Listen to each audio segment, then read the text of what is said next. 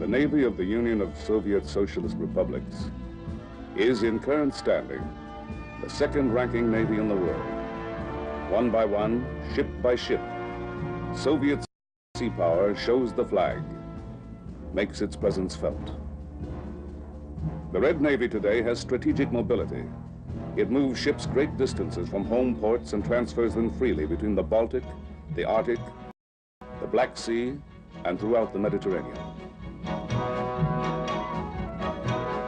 The Russian system of interconnecting internal waterways permits the transfer of submarines, destroyers, and small ships between the Northern Fleet, the Baltic Fleet, the Caspian Flotilla, and the Black Sea Fleet. The Northern Sea Route provides even more mobility during late summer and fall.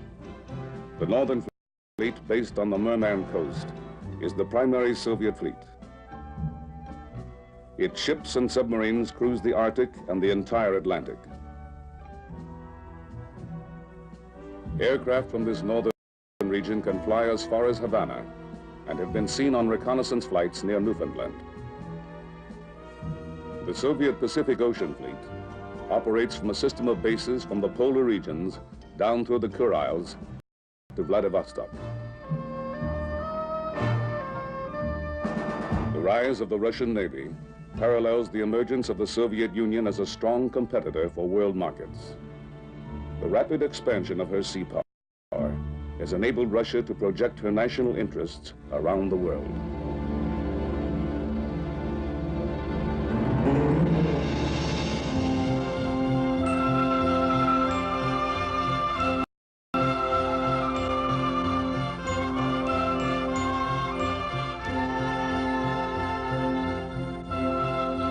Imperial Russia, under Tsar Nicholas II, a major power and a ranking world naval power.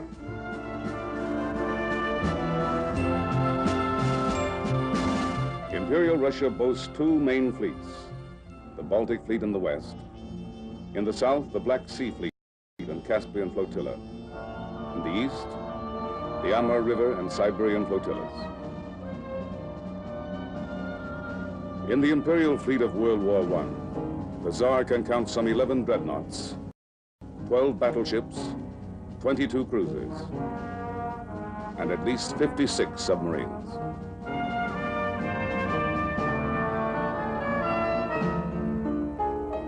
This fleet will be surrendered, scuttled, or sunk in the years of revolution which will sweep away old Russia.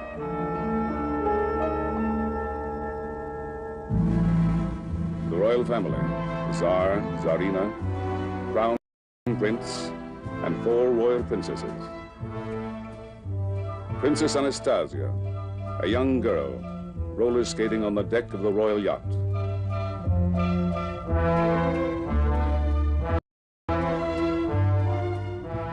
And across Europe at Sarajevo, Archduke Ferdinand walks to his destiny.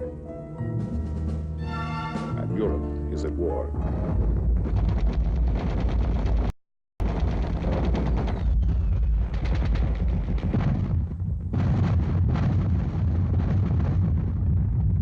Russia fights a desperate war.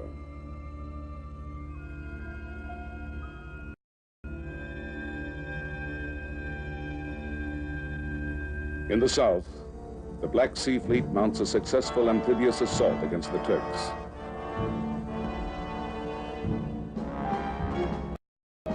But Russia finds herself cut off in the open Mediterranean by guns and mines in the Turkish Straits. The war is unpopular at home. Leadership at home and on the battlefield is inept. Russia suffers more wounded, missing, and dead than any other combatant. Her casualty rate, 76%. The October Revolution, 1917, highlighted by a Navy revolt. The sailors at Kronstadt Naval Base march on the Winter Palace. In this Soviet film version, the cruiser Aurora, standing off in the Neva, fires on the palace. The revolution is in motion. and within months, the Tsar and his family are murdered. The revolution becomes a civil war. The battle rages for 3 years across the motherland.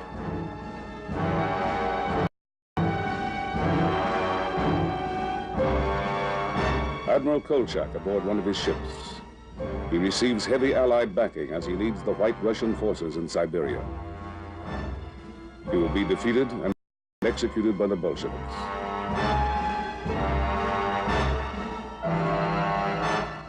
One of the most famous sailors of the Revolutionary Navy, sailor hero Dybenko. He addresses his men. He and his comrades will emerge from the Civil War with what a shell of a navy.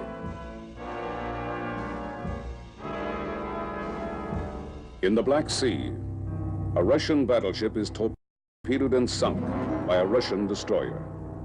7 battleships, 2 cruisers and 8 destroyers, submarines and other ships are lost at Sevastopol. 2/3 of all the warships at Novorossiysk are run aground or blown up by their crews.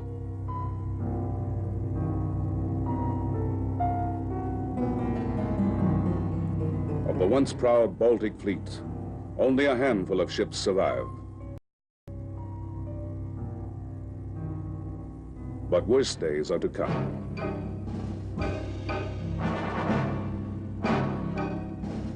March 1921. Again at Kronstadt. Sailors revolt in a second rebellion, this time against the Bolsheviks, demanding reforms promised by the Bolsheviks but not delivered.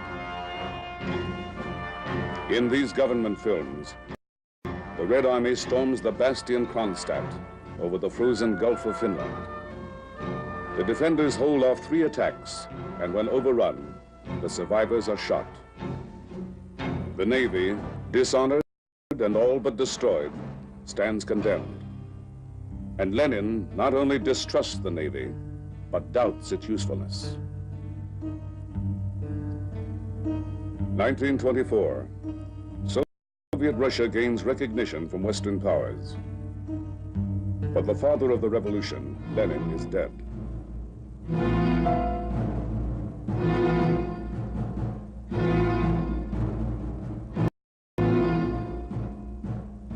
The curtain falls on the first act of the communist experiment.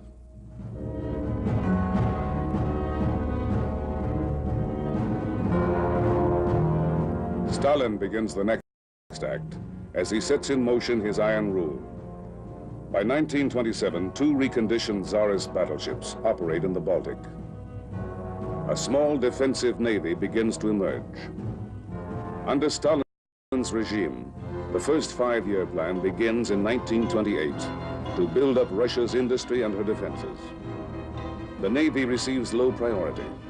Its first new ships are destroyers, torpedo boats, submarines, and cruisers for defense of the homeland.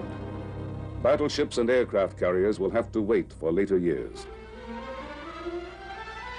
Aircraft construction and parachute training are a part of the new military buildup. It becomes a public sport as well.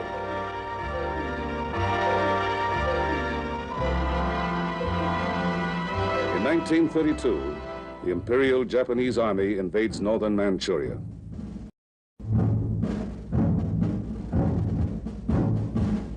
Stalin orders the buildup of a Pacific Ocean fleet. 1933, the start of the second 5-year plan. The Soviet Union emphasizes construction of a submarine fleet aimed at becoming the largest undersea force in the world within 5 years. The Stalin White Sea-Baltic Canal is completed. And Stalin is aboard the flagship of the new Northern Flotilla on the first trip from Leningrad to Murmansk. For the first time, the canal offers Russia an exit from the Baltic to the White Sea and to the North Atlantic, free of foreign control. I am very happy today because one of the hopes which I cherished for 16 years has been realized. And I believe sincerely that the most impelling motive that has lain behind the conversations which were successfully concluded yesterday between Russia and the United States was the desire of both countries for peace, the desire for the strengthening of the peaceful purpose of the civilized world. With new naval bases in the Arctic and Pacific, the 17th Party Congress calls for an all-out warship building program as part of the third five-year plan. 3 former Czarist battleships are modernized and fitted with larger caliber main guns. The construction of 6 heavy cruisers is ordered. But old suspicions from Kronstadt still persist. Commanding officers of Imperial Navy background are particularly pressured to conform to communist doctrine. The commissar, an officer second in rank only to the captain, is aboard each ship to ensure party loyalty. In the 1930s, naval officers regained status and some independence from the commissars. But this is short-lived. The shadow of the Great Purge falls upon the nation and the Navy. The Great Purge, the years of terror. Stalin's enemies, real and imaginary, are executed. Over half of the members of the 17th Party Congress are shot. Hundreds of thousands fall in the bloodbath. And the people, fearful of the truth, must pretend it isn't happening.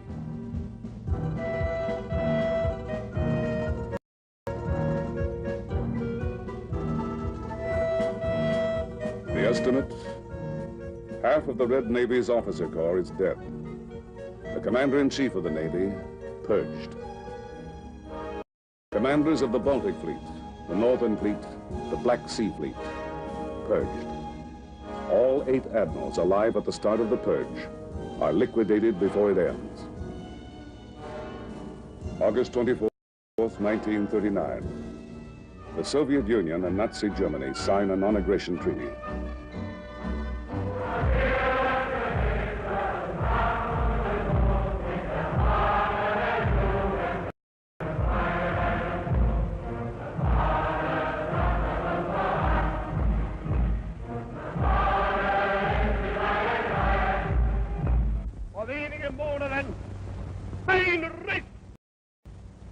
in das Gefüge unserer eisigen Bewegung gekommen sei.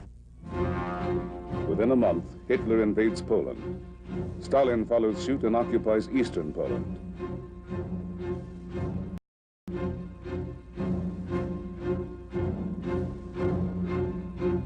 Europe is at war. Control of the Baltic is vital.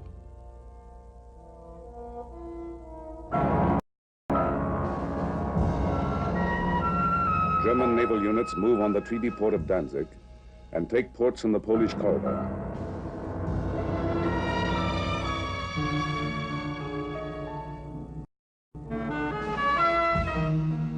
Further north along the Baltic, Stalin forces Latvia, Lithuania, and Estonia to give up bases to the Red Army and Navy. Now, the Soviet Union wants Finnish naval bases and airfields. But Finland resists, and the Russians strike across the border. For 105 days, the Finns hold. And then, the end. Overpowered, outgunned but not outfought, Finland grants Soviet demands. Now, on the brink of Hitler's invasion, 3 5-year plans have seen the keels laid for over 500 warships, including 82 destroyers and 14 cruisers. More than 300 of these ships are already in commission. Pride of the fleet, however, is the largest submarine force in the world. Over 200 submarines and almost 100 more under construction. The Naval Air Arm, 2,000 aircraft, but inferior, woefully antiquated. No match for German strength. Anti-aircraft artillery, a dramatic increase in number, but fleet bases are judged vulnerable to air attack.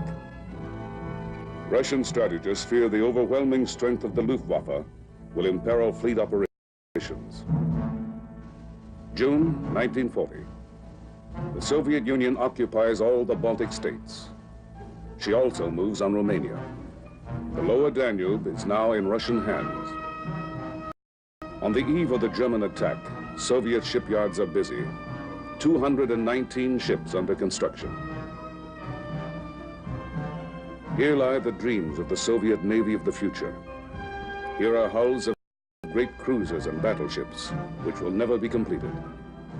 Many the Nazis will seize as they slash into Russia.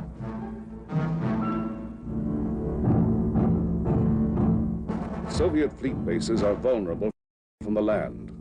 The German plan: cut off, isolate, and eliminate the Red Navy as a factor in the war. The Navy turns to defense and to amphibious operations in support of the Red Army. The 10th Army Corps is evacuated from the Hanka Peninsula and from Tallinn on the Baltic. In the south, the Black Sea Fleet infantry serve with the Red Army as it is driven toward the Caucasus. Thousands are cut off and taken by the Germans. During the first years of war, Soviet naval operations at sea are confined to minor actions, patrol and supply of bases. In the north, the Finns quickly cut the White Sea-Baltic Canal. With the Germans, they blockade the Gulf of Finland, largely containing the Red Submarine Fleet. A few break the blockade and operate in the shallow Baltic. But throughout the war, Russia's huge submarine fleet is of little use, except for limited action north of Norway in the Arctic. 1944. The Red Army is solidly on the offensive. The Navy supports in over 100 amphibious landings on inland waterways, behind and on the flanks of the enemy. In the south, landings in the Crimea. In the west, the Baltic Moon Sound Island landings, two of the largest Soviet amphibious operations of the war. River flotillas aid the army. They range and control the Danube, the Dnieper, the Volga, and other key waterways. But during all of World War II, major Soviet surface units do not fight a single battle, either in coastal waters or at sea.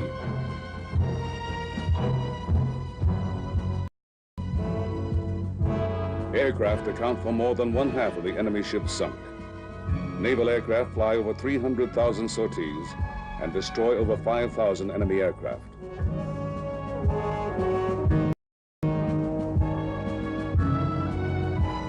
Although the Soviet Navy wins little as a result of naval action during the war, it gains important strategic prizes in the post-war world. They regain the former Baltic states and all East Prussia, formerly part of Germany. The Black Sea Fleet now controls the mouth of the Danube and enjoys access to ports in the new satellite countries of Romania and Bulgaria. Even though the Soviet Union has fought only 10 days against the Japanese in the Pacific, it now has control of parts of Manchuria, Korea, all of the oil-rich island of Sakhalin, and the strategic Kuril Island chain.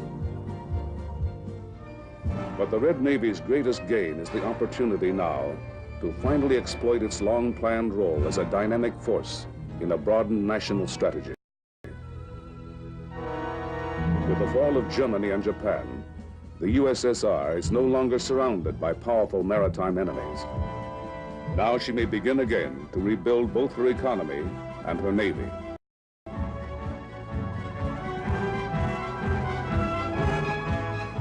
The Soviet Union immediately registers all captive ships. And again, the Soviet Navy must for the time being concentrate on coastal defense, with promise of major warships to wait, but not for long. The post-war Navy places the Soviet naval officer in a special class. A conscious effort is underway to create an elite corps and foster naval tradition even in the cadet corps, usually drawn from officers' families. East European satellites are directed to rebuild shipyards and provide ships for the new Soviet merchant marine and high seas fishing fleet, while Soviet shipyards will concentrate on warship construction. Polish, East German, Bulgarian, Romanian, Yugoslav, and Albanian ports are now available to Soviet ships.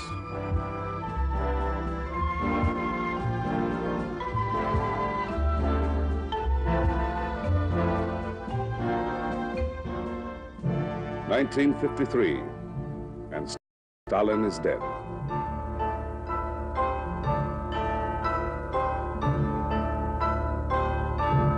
Khrushchev rises to power, and with him come vital decisions as to the level of technology to be employed in the Navy of the future.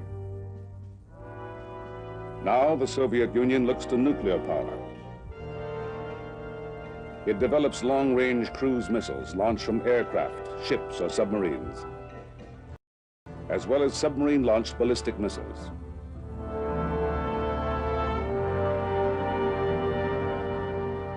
But Soviet sea power progresses in a pattern which recognizes all elements of maritime power. Warships are just one part. What emerges is a collective national force, a balanced modern merchant fleet, oceanographic service, and high seas navy, all under unified government direction. In the early 60s, the Soviet merchant fleet is in 11th place among the fleets of the world.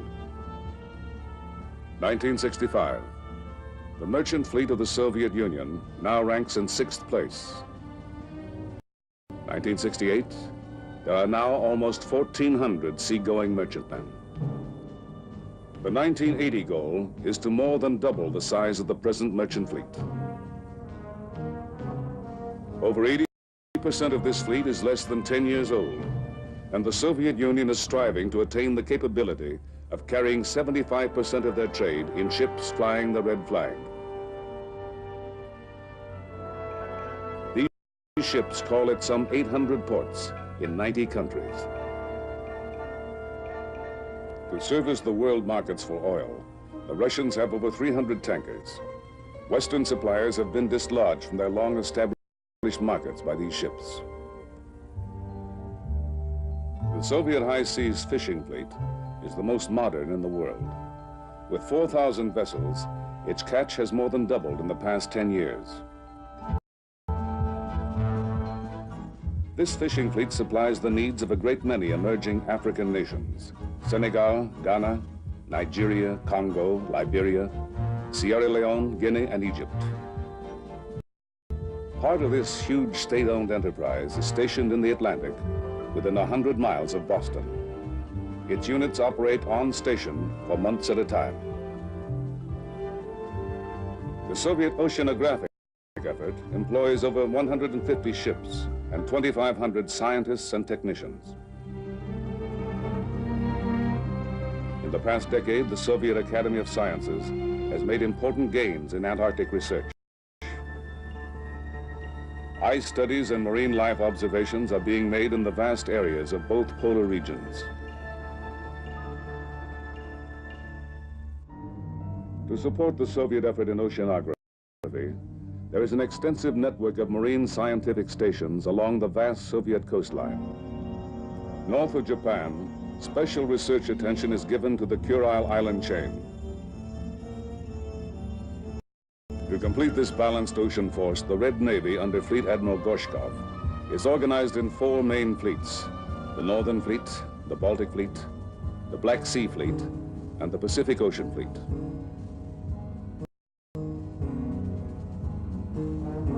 To make their ships harder to identify throughout the world, the Soviet Navy makes random changes in the pendant numbers of submarines and ships as they transit freely from home waters. On occasion, numbers are even painted out. Mobility is the key to the present-day Red Fleet. Now, by using ports in client and satellite countries, they have better access to the North Atlantic and Mediterranean than in years past. In the Mediterranean, replenishment anchorages provide logistic support without international obligations. In this replenishment anchorage, 2 Dawn-class tenders support submarines, cruisers, and destroyers. Depending on the season and the political climate, the Soviets have deployed 30 to 50 warships and auxiliaries from the Black Sea and other fleets to the Mediterranean. Today, the Soviet Navy is benefiting from the far-sighted planning of the 50s. Her submarine force is the largest in the world, approximately 350 undersea craft, all built since the end of World War II. About 1 in 7 is nuclear-powered. 35 can fire ICBMs from beneath the sea, and over 40 can fire the cruise missile.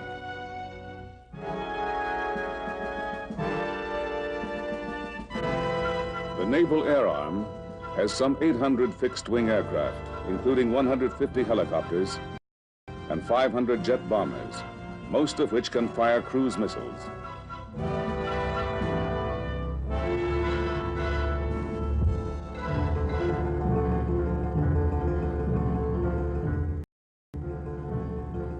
This task force patrolling the Mediterranean reflects the success of the Soviet fleet-building program.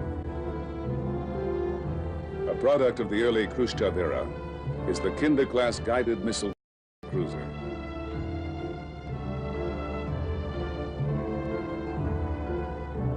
Her armament includes surface-to-air guided missiles for defense of her task force from air attack.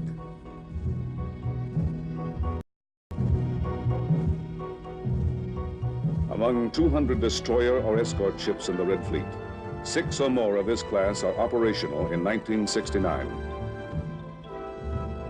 Another new design in the modern Soviet Navy, this Kashin-class guided missile frigate.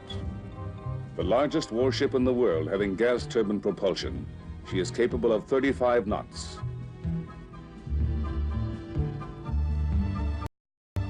This is Moskva.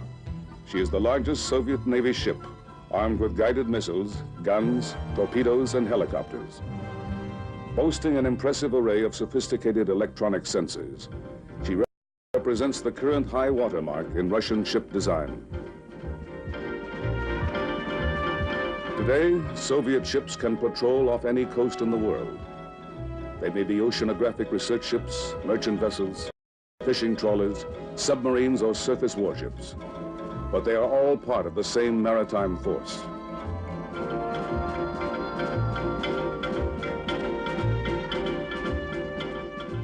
Closely commanded through a modern system of communications, they can respond rapidly anywhere in the world to any situation.